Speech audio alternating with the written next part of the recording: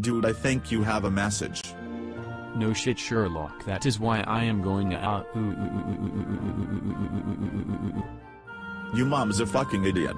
And so are you. At least my mum is not a crappy circus clown that shags everyone in sight. Wanker, your mum is the clown and you're her little asswipe.